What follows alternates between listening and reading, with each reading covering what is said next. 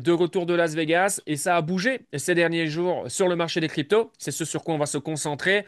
On a un BTC désormais aux alentours des 115 000 dollars. Forcément, la question se pose, est-ce que les 107 000 dollars réalisés début du mois constituent le plus bas? La dernière semaine du mois d'août a été très rouge sur le Bitcoin et les cryptos en particulier, très certainement dans l'anticipation du mois de septembre qui historiquement post-halving rouge et c'était le gros débat. Est-ce qu'on va avoir un BTC rouge, un BTC plutôt plat? Bon, on a commencé avec un BTC du coup à 107 000 dollars. Vu la configuration actuelle, oui, les probabilités, elles augmentent quant à la possibilité qu'effectivement, ça constitue le plus bas sur ce mois de septembre. Maintenant, il y a toujours un scénario où le BTC peut aller visiter des prix plus bas, puisqu'il y a vraiment deux zones à surveiller sur le BTC. Et c'est ce qu'on peut voir ici en weekly. En un, c'est la bull market support band, qui joue parfaitement son rôle. Le BTC se maintient au-dessus, hein, comme vous pouvez le voir. Et alors ensuite, la SMA 50 en weekly, qui dans son prolongement, c'est les 100 000 dollars. Donc, tout aussi longtemps que le BTC se maintiendra au-dessus de la bull market support band, ok, là, il est fort probable que les 107 000 dollars, du coup, par conséquent, c'est le plus bas et influence directement Ethereum et le reste du marché. On va y revenir dans quelques instants. Si maintenant le BTC viendra à reculer, break la bull market support band, attention, il y a un scénario où, alors c'est pas automatiquement qu'on ira visiter la SMA 50, qu'on s'entend bien. Mais dans ce cas-là, il est fort possible d'aller faire un plus bas. Et après, voilà, à partir du moment où on imprime un plus bas, en dessous de 107 000 dollars, est-ce qu'on est capable d'aller titiller les 100K ou les toucher, avoir une mèche?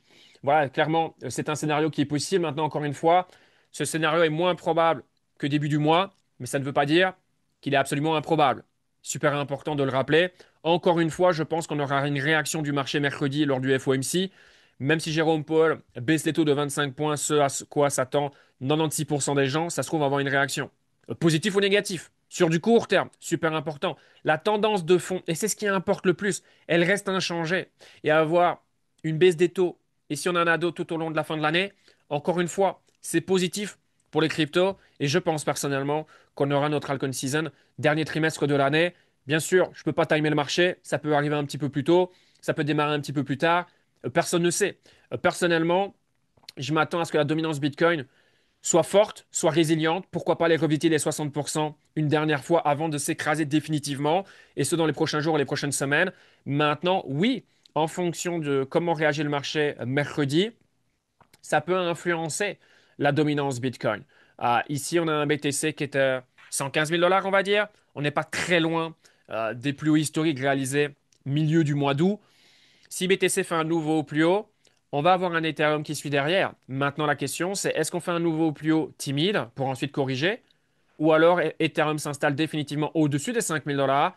Et si c'est le cas, alors là, dans ce cas-là, il est fort probable que Total 3 Ether, on pourra identifier le bottom. Et donc, BTC et Ethereum laisseront la place pour les altcoins de run et de les superformer. Ce scénario peut arriver fin du mois, ça surprendrait tout le monde. Ça peut également arriver dans 6 semaines, dans 8 semaines. Donc voilà, est-ce que les 107 000 dollars, c'est le plus bas?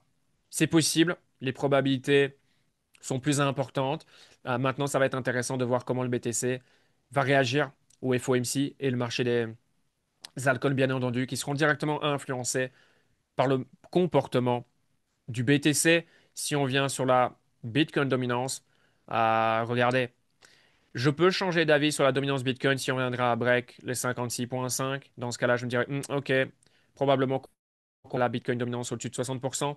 Mais dans l'état actuel des choses, regardez, je pense que la dominance Bitcoin peut avoir un dernier petit run. Donc voilà que Bitcoin attire la liquidité dans un sens comme dans un autre, à la hausse ou à la baisse. Je précise. Et encore une fois, sur du court terme, avant de s'écraser définitivement d'ici quelques semaines. Et donc, ça passera par un nouveau plus haut sur le BTC, fort probablement suivi par Ether. Maintenant, encore une fois, Ether, tu peux faire un nouveau plus haut, venir ici, puis boum, une correction. Et c'est parfaitement OK avant de repartir de plus belle. Ou alors, on a un Ether qui s'installe au-dessus des 5K et dans ce cas-là, les choses pourraient arriver plus rapidement que prévu. Donc voilà très rapidement l'update que je souhaitais vous partager sur le marché des cryptos. Donc on verra bien évidemment comment le marché réagira mercredi au FOMC. Ça va être le rendez-vous de ce mois de septembre bien évidemment, puisque ça pourrait soit accélérer les choses, soit bah voilà, reculer, ce qui ne serait pas non plus une grande surprise, clairement. Et pour moi, c'est du 50-50, hein. Je ne peux pas vous dire, le marché va réagir positivement, le marché va réagir négativement. Et au final, je m'en fous. Je n'ai pas la réponse, je m'en fiche. Euh, Encore une fois, je sais que sur le moyen long terme, c'est une excellente chose. Savoir quand est-ce que les altcoins vont démarrer, que ce soit dans 2 semaines ou dans 6 semaines, ça va absolument rien changer pour moi.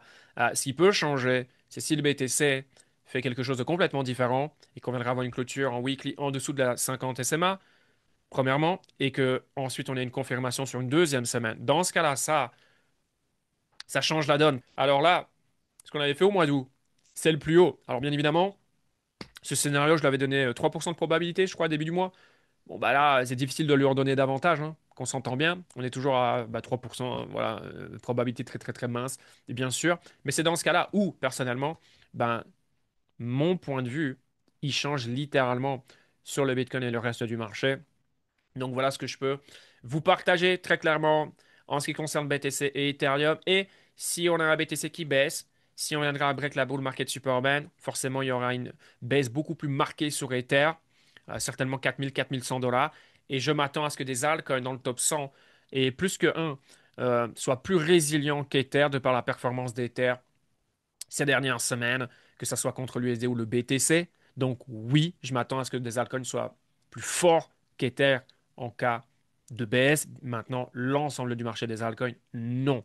Je pense que Ethereum euh, maintiendra sa dominance ou elle augmentera un petit peu au profit de l'ensemble des altcoins. Donc Total 3 Ether, ben, c'est la même chose. Mais il y a des altcoins, et plus que un, clairement, dans le top 100, euh, qui seront plus résilients qu'Ether tout au long de la baisse, peu importe combien de temps elle peut durer. Si, encore une fois, c'est le scénario choisi par le marché, mercredi à l'annonce. Et ce que décidera de faire Jérôme Paul. Sur ce, si vous avez aimé cette vidéo, n'hésitez pas à liker, à suivre la chaîne pour être au courant des prochaines vidéos. Mon canal Telegram est disponible en description.